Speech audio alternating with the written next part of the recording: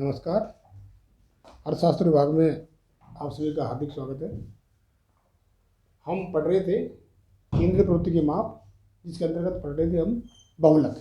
पिछले व्याख्यान में हमने देखा था कि किस प्रकार से व्यक्तिगत सरणी और खंडित सरणी के अंतर्गत हम बहुलक कैसे ज्ञात करते हैं। मैंने कहा कि बहुलक का मतलब है कि जो मूल्य सबसे अधिक बार रिपीट हुए किसी भी श्रेणी में, या मूल्य किसी भी श्रेणी के रूप में दिए हुए हों, चाहे व्यक्तिगत श्रेणी में दिए हुए हैं, चाहे खंडित श्रेणी में दिए हुए हैं, चाहे शतक श्रेणी में दिए हुए हैं, तो मूल्य सबसे अधिक बार जो रिपीट हुए उसे हम बहुलक कहते हैं। मैंने कहा व्यक्तिगत श्रेणी में हम देख के आसानी से अनुमान लगा सकते हैं, खंडित श्रेणी में भी हम देख के यदि अनुमान लगा सकते हैं तो आसानी से हम ज्ञात कर सकते हैं। लेकिन मैंने कहा आपको कि कई बार क्या होता है कि कई बार ऐसी स्थिति आ जाती है कि हम उसको देख के स्पष्ट रूप से नहीं बता सकते कि इस मूल्य की आवर्ती सबसे अधिक बार रिपीट हुई है। ठीक है ना। कि मैंने कहा कि उसके आसपास की जो आवृत्तियां हैं, कोई जरूरी नहीं है कि उसकी आवृत्ति अधिक है तो वही बहुलक हो, उसके आसपास की आवृत्ति जो है, आसपास की जो फ्रीक्वेंसी है मूल्यों की, उनका भी प्रभाव पड़ता है। तो ऐसी स्थिति में, या कुल मैं बताऊँ आपको, कुल मिला के यदि हमको डाउट हो, हम किसी भी श्रेणी का स्पष्ट रूप से नहीं बता सकते कि ये बहुलक का मूल्य ये है, तो वहाँ पर मैंने बताया आपको कि हम विश्लेषण तालिका की सहायता से हम स्पष्ट रूप से अनुमान लगाएंगे कि कौन सा बहुलक है। ठीक है। इसी संदर्भ में पहले खंडित श्रेणी ले लेते हैं, बाद में शतक श्रेणी लेंगे। खंडित श्रेणी ले लेते, ये मूल्य लिख लेता हूँ मैं, 32, 33, 34,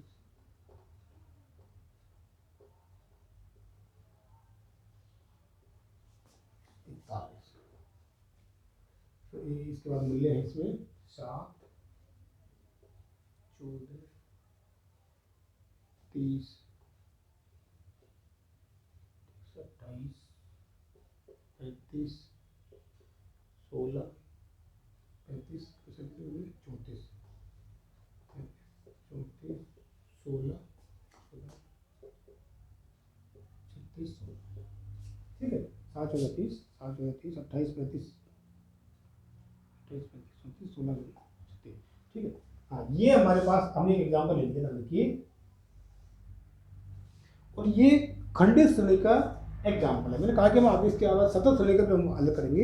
ये खंडित श्रेणी का एग्जाम्पल है जो हमने खंडित श्रेणी पढ़ी थी, और मैंने कहा था कि जो मूल्य सबसे अधिक बार रिपीट हुए, ठीक है, जिसकी फ्रीक्वेंसी सबसे ज़्यादा है, वो बहुलक होता है। तो यहाँ हम देख के इसको हम देखते हैं तो यहाँ 36 है जो सबसे अधिक बार, यानी कि 40 जो मूल्य है वो 36 बार रिपीट हुआ है। लेकिन मैंने कहा कि कई बार जब फ्रीक्वेंसी सेम हो या हमको कन्फ्यूजन लगे कि नहीं ये उसके आसपास की आवृत्ति भी पावरफुल है, जैसे इसमें 35 है, इसके बाद में 28 है, इधर 34 है, 30 है। ठीक है। तो ऐसी स्थिति में जब हमको ये लगे कि इसके अलावा भी बहुलक हो सकता है, अर्थात जो आवृत्ति सबसे ज़्यादा बार रिपीट हुई है लेकिन उसके आसपास की आवृत्ति कम पावरफुल है दंड के, तो ऐसी स्थिति में बहुलक बदल सकता है। तो इसलिए मैंने कहा कि जहाँ हमको दिक्कत हो तो हम एक विश्लेषण तालिका होती है, देखिए,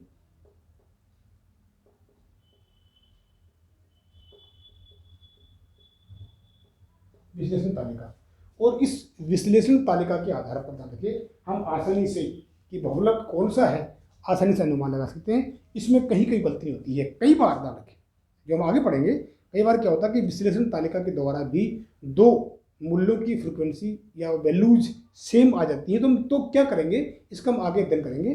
फिलहाल हम देखते हैं कि ये हमारा ये है। ठीक है। ध्यान कि विश्लेषण तालिका बहुत इंपॉर्टेंट है, और विश्लेषण तालिका के अंतर्गत हमको क्लियर पता होना चाहिए कि हम कैसे ज्ञात करते हैं, किन किन का टोटल करते हैं। ध्यान कि विश्लेषण तालिका एक ऐसी तालिका है जिस तालिका के आधार पर हम बहुलक का मूल्य ज्ञात करने में इसको हम काम में लेते हैं, और इस विश्लेषण तालिका के आधार पर हम बहुलक का मूल्य या शतक श्रेणी के अंतर्गत बहुलक वर्ग निकालने में, या बहुलक का जो वर्गांतर है बहुलक वर्ग निकालने में आसानी से ज्ञात करते हैं। ठीक है। तो मैंने कहा कि इसमें हमको कन्फ्यूजन है कि बहुलक हमारा 36 है या 40 है। तो कहीं पर भी आपको दिक्कत हो, या सिंपल भी आपको यदि दिया हुआ है, आप उसको ये विश्लेषण तालिका से ज्ञात करना चाहें कि यार कहीं गलती हो सकती है, तो हम आसानी से ज्ञात कर सकते हैं। यानी कि विश्लेषण तालिका जो है उसमें 6 कॉलम होते हैं। नंबर 1 बार हम फ्रीक्वेंसी को मिलाकर इसमें 6 कॉलम होते हैं।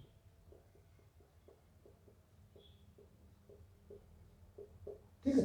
6 कॉलम होते हैं और 6 कॉलमों में क्या करते हैं, यानी कि पहला कॉलम हमारा है ये फ्रीक्वेंसी का हो गया, दूसरा कॉलम है यानी कि वो फ्रीक्वेंसी क्या करेंगे, दूसरे कॉलम में ये लिख देता हूं, पहला कॉलम आवृत्ति का हो गया,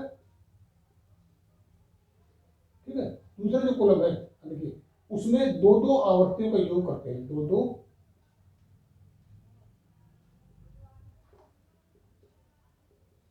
आवृत्तियों का योग करते हैं, ठीक है। और तीसरा कॉलम जो है मान लीजिए कॉलम है, तीसरा जो कॉलम है उसमें एक छोड़कर, पहली आवृत्ति को छोड़कर फिर हम दोनों का योग करते हैं, तो हमारा चौथा कॉलम है, ठीक है। चौथा कॉलम है उसमें हम तीन तीन आवृत्तियों का योग करते हैं, तीन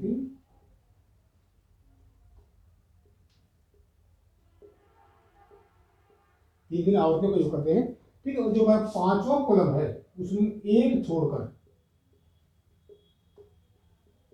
तीन तीन का योग लिख देता हूँ, आवृत्तियों का है लेकिन तीन का योग करता हूँ। और छठे कॉलम में हमारा जो है उसमें दो छोड़कर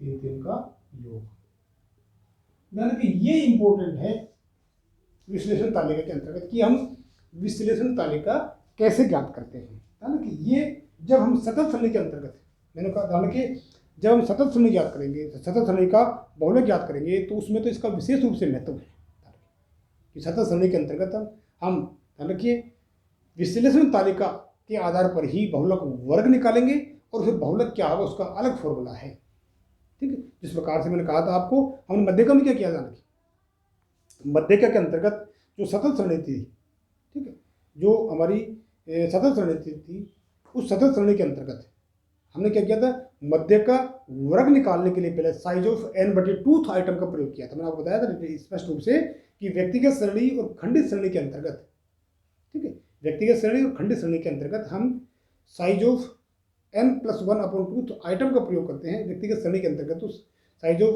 n+1/2 आइटम यानी कि दोवां मूल्य जो होगा उसके वो हमारा मध्यक आएगा, ठीक है। और खंडित सरणी के अंतर्गत हम उसकी जो फ्रीक्वेंसी है उनकी संचय आवृत्ति लेंगे और संचय आवृत्ति लेने के बाद में साइज ऑफ n+1/2 आइटम के आधार पर हम मध्यका का उत्तर निकालेंगे, मध्य का मूल्य निकालेंगे, कौन सा आएगा। तो हमने संचय आवृत्ति में देखा कि n+1 n इक्वल टू क्या था, सिग्मा एफ था, सिग्मा एफ, ठीक। उसमें एक जोड़ के दो का भाग देंगे और वो वैल्यू किस CF में हमको मिलेगी, किससे ज़्यादा है किससे कम है, जिसमें मिलेगी उसके सामने वाला जो मूल्य है वो मध्य का कहलाता है, ठीक है। उसके बाद जो हमारी सतत सरणी थी ध्यान रखिए, वो सतत सरणी के अंतर्गत हमने साइज ऑफ n/2 आइटम का प्रयोग किया था हमने कि n/2 मूल्य, ठीक है, n equal to sigma F था।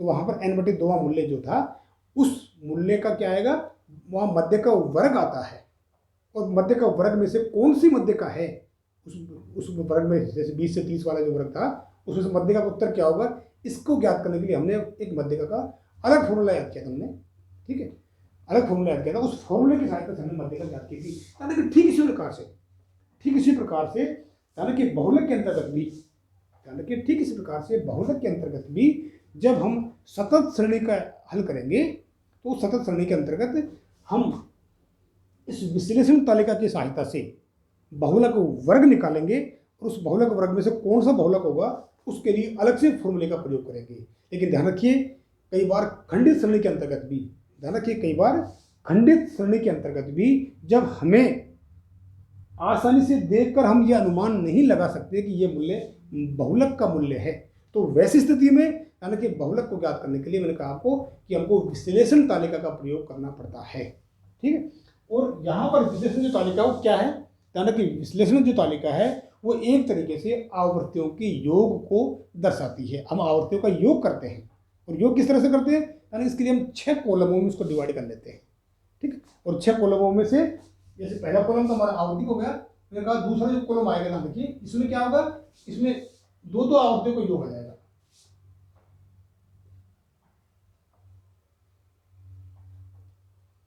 ठीक है। दूसरा जो कॉलम आएगा उसमें दो आवृत्तियों का योग, कितना हो गया 21, ठीक है, कितना हो गया 58, ठीक है, 23, 1 5। ठीक है, ये दो दो का योग हो गया, यानी कि दूसरे जो कॉलम हमारा लिखा था, दूसरे को जो कॉलम है उसमें हम दो दो आवर्तों का योग करते हैं। शुरू की 7 14 21 30 और 28 58 35 और हमारी 34 थी, 69 हो गई, 16 और 14 30, 36 और 16 52 हो गई, 6 से 12 52 हो। ठीक है, इसके बाद में तीसरा जो कॉलम हमारा, तीसरा कॉलम, इसमें एक छोड़कर दो दो का योग हो जाना, एक छोड़कर दो दो का योग। पहले एक का मतलब क्या है, इस पहली फ्रीक्वेंसी छोड़ देंगे, पहली फ्रीक्वेंसी को छोड़कर। अब ध्यान रखिए, इसको छोड़ दिया तो क्या बच गई, इसको छोड़ दिया 7 को, तीसरे कॉलम में, ये 2 बच गई। ठीक, इसके लगातार लगे 4 44 हो गई, ये 2 8 9 13 लगेगी, 6 हो गई, 34 50 हो गई। ठीक है, और ये 2 का योग हो गया, 1 5 50। लास्ट में आगे 1 बच गया तो हम उसको छोड़ देंगे। हम दो दो का योग कर रहे हैं, ठीक है, एक छोड़कर दो दो का योग कर रहे हैं, तो लास्ट में 1 बच गई तो उसको छोड़ देंगे, और ये हमने योग कर लिया। इसके बाद चौथा जो कॉलम है, 3 आवर्तियों का योग करेंगे। चौथे कॉलम में 3 आवर्तियों का योग, ये 7 4 11, शुरू में 3 आवर्तियों 5 51। ठीक है, फिर ये 3 हो गई, 5 9 7 17 लगी, 1 3 3 6 2 8 1 9। ठीक है, और ये 3 का योग हो गया, 6 4 10 16 5 लगी, 1 2 3 3 6, लास्ट में 1 बच गया, हम छोड़ देंगे। ठीक है, तो कॉलम हो गया, पांचों में एक छोड़कर 3 का योग, यानी कि ये हमको सावधानी से करना है, ताकि इसमें कहीं कोई गलती अगर हो गई तो हमारा पूरा सवाल गलत हो जाएगा। इसलिए पहले दिन को अच्छी तरह समझना है कि प्रत्येक कॉलम में किन किन आवर्तियों का योग आता है, नंबर 1 बात, और उसके बाद सावधानी से ध्यान रखिए, बड़ी सावधानी से हम उनका टोटल करते हैं। ठीक है, तो पांचों कॉलम में एक छोड़कर 3 का योग आएगा, एक छोड़ देंगे शुरू वाले ध्यान रखिए, 3 का योग 8 4 12, 1 3 4 5 2 7, एक छोड़कर 3 का। ठीक है, ये हो गया 5 4 9 9 6 15, 1 3 3 6 2 8,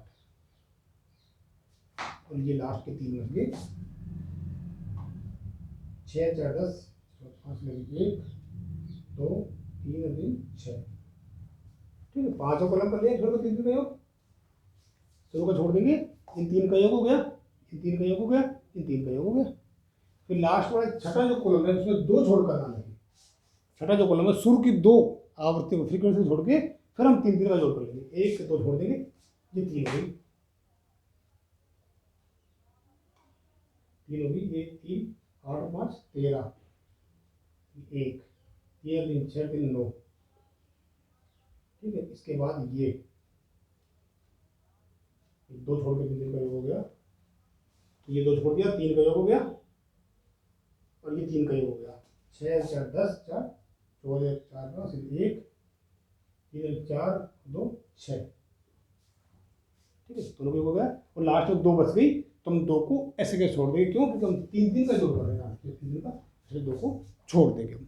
ठीक है, ये हमारा आ गया, इसको निकाल देता हूँ मैं। ठीक है, यानी कि ये स्टडीज का जो पार्ट है इसमें सावधानी से करना है। और इसके बाद फिर हम यहाँ डिस्प्लेसमेंट जी क्या आता है, या इसका जो फ्रीक्वेंसी जिसे हम कहते हैं पावरफुल स्थिति आती है। अब हम क्या करेंगे, ध्यान रखिए, यहाँ पर ध्यान रखिए, जो जो हमने टोटल किया है वो प्रत्येक कॉलम में जो जो फ्रीक्वेंसी या फ्रीक्वेंसी का टोटल जो सबसे अधिक है वो टोटल किन किन मूल्यों का है, उनको हम यहाँ नंबर देते जाएंगे एक एक। फॉर एग्जाम्पल, पहले कॉलम नंबर 1 ले लेते हैं। ठीक है, पहले कॉलम में सबसे ज़्यादा आवृत्ति किसकी है, यानी कि 36, और किसकी है ये 40 की, तो हमने 40 वाले को एक नंबर दे दिया। आप चाहो तो दुआ लिख सकते हैं 32 से 32 33 34 35 36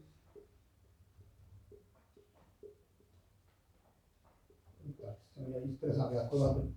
पहले भी 40 वाले को एक से नंबर दे दिया, ठीक। तो 36 बन गया इसमें। इसके बाद दूसरे कॉलम में सबसे अधिक कौन सी है 69। 69 किस किस का जोड़ है, इन दोनों का जोड़ है, यानी कि 36 और 37 का, 36 का 37 का, ठीक है। इस 69 मैक्सिमम है, 36 मैक्सिमम था, 69 मैक्सिमम है दूसरे कॉलम में। तीसरे कॉलम में 63 मैक्सिमम है। तो 63 कौन सी का जोड़ है, ये 3 का ध्यान रखिए। हाँ 69 में 63 है, 63 किसका जोड़ है, एक छोड़ के एक, दो, ये दो दो, इन दो का जोड़ है ध्यान रखिए, यानी कि 35 36 का, 35 36 को एक देंगे, ठीक है। 63 मैक्सिमम था इसमें, तो 63 किस किस का योग है, 35 36 का योग है ध्यान रखिए 28, ये 35, तो ये मूल्य 35 37 मूल्यों को एक ही दे दिया। इसके बाद 97 मैक्सिमम है, और 97 किस किस का योग है, यानी कि 3 3 का योग, कौन से शुरू का, ये 3 हो गए, यानी 35 37 37 जो मूल्य है 8 5 13, ये वाला जो मूल्य है 35 37 37 को एक ही कम दे देंगे, 35 36 और 37 को मैं एक एक मूल्य दे दिया इस कॉलम में। इसके बाद इस कॉलम में सबसे अधिक 85 है, ठीक है। 85 किस किस का योग है ध्यान रखिए, 85 एक छोड़कर 3 का इनका, और 3 ये हो गया, तो इसलिए तीनों का योग हो गया 5 4 9 और 6 15, 1 3 और 3 6 2 8, यानी कि 3 का योग है ये 36 37 38 36 37 और 38 का। लास्ट का 93 सबसे अधिक है, 93 किसका जोड़ है, यानी शुरू के दो छोड़ के इन तीनों का जोड़ है, ठीक है। तीनों का योग कितना था, यानी कि 30 28 और 35, ठीक है। 8 5 13, 1 3 4 2 6 3 9, यानी कि 34 35 36, 34 35 और 36, इन सबका ये हमरा यहाँ इस तरह से विश्लेषण करेंगे कि प्रत्येक कॉलम बता देंगे, प्रत्येक कॉलम में पहले कॉलम में तो आवर्ती है, तो आवर्ती या आवर्तियों का योग जो मैक्सिमम आता है, उस मैक्सिमम आवर्ती किस किस मूल्य की आवर्तियों का योग है, उनको हम आगे नंबर देते जाएंगे इस तरह से ला रखिए। और फिर हम देखें नंबर जीते कितना दे, यानी कि इसका तो कुछ नहीं, इसका 1 0 3 0 5 3 0 1 0, सबसे अधिक मूल्य इसका है 5। यानी कि मैंने कहा जब सेम, हम ऐसे एग्जाम्पल में लेंगे आगे, इसमें सेम आएगा तुम क्या करेंगे वो बाद में लेंगे। फिलहाल एक सरल सा एग्जाम्पल देखते हैं, या 5 आवर्ती आ गया, इस तरह से हमने लिया, ठीक है। और इसके बाद इस 5 आवर्ती को हम लेंगे कि किसका, यानी कि 5 जो वैल्यू है इस विश्लेषण तालिका से जो निकाला किसका है, इसका मूल्य, सामने मूल्य कौन सा है 36। मैंने कहा वैसे ध्यान रखिए जो उत्तर आएगा वो हमेशा मूल्यों में से आएगा, लेकिन फ्रीक्वेंसी कभी आप भी मत लिखिएगा उत्तर 5 हो गए, ठीक है। ये 36 की इसमें लिख दिया, मान लो 35 उत्तर आएंगे, अरे जो मूल्य हमारे जो फ्रीक्वेंसी ना होगा, जो वैल्यूज हैं उस वैल्यू में जो उत्तर आएगा, तो यहाँ पर z इक्वल टू इस तरीके से ध्यान रखिए हम विश्लेषण तालिका की आधार पर ज्ञात करेंगे। और मैंने बताया कि इस विश्लेषण तालिका का सबसे अधिक प्रयोग तो सतत श्रेणी में होता है। इसके बाद हम एक एग्जाम्पल लेकर अब हम ज्ञात करेंगे कि किस प्रकार से सतत श्रेणी के द्वारा हम किस प्रकार से इसी सतत श्रेणी के द्वारा इस तालिका के द्वारा हम बहुलक वर्ग निकालेंगे, और बहुलक वर्ग में कौन सा बहुलक होगा ये हम उसके लिए अलग से फॉर्मूले का प्रयोग करेंगे, जो हम उसके लिए ज्ञात करेंगे। ये बहुत इंपॉर्टेंट रहेगा, ये आपकी तालिका है विश्लेषण तालिका, इसको आप देख लीजिए, ठीक है। थैंक यू, धन्यवाद।